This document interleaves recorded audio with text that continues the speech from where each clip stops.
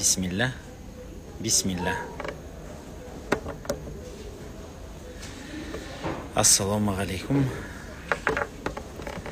Assalamu alaikum wa rahmatullahi wa barakatuhu. Hürmetli bauırlar. Bir hadis есіме түсіп отыр, соны бір бөліскім келіп отыр. Намаз алғашқы парыз болған кездері, жамағат ең бірінші оқылып атқан кездер екен, Медина қаласында. Пайғамбарымыз саллаллаху алейхи ва саллям рукуға барып, Субхан Раббил Азим деп 3 рет айтып болғасын, басын көтерген кезінде Сами Аллаху лиман хамидах деп айтқан екен. Алла мақтаған адамды естеді деп.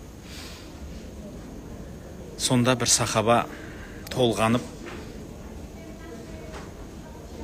Раббана лакал хамд, хамдан кафиран, тайибан ва мубаракан фих деп айтқан екен. Мағынасы,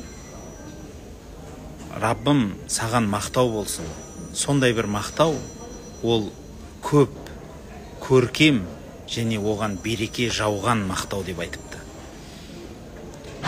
Айтып жіберген ғой, намаздың ішінде. Намаз біткесін пайғамбарымыз саллаллаху алейхи ва саллям айтыпты. Осы сөзді кім айтты, кім қосты депті. Сонда әлгі сахаба кінәлі болып, мен айтып едім, Расулалла дұрыс болмай қалды ма десе, жоқ, бәрі жақсы болды.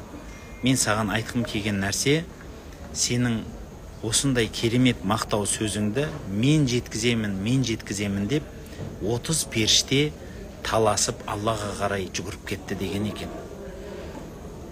Айтқым келгені, Алла тағалаға қандай мақтау айтсаңыз да естеді. Сіз мақтау айтып жүрсіз бе? Аллаға мақтау айтасыз ба? Әңгіме сол жерде.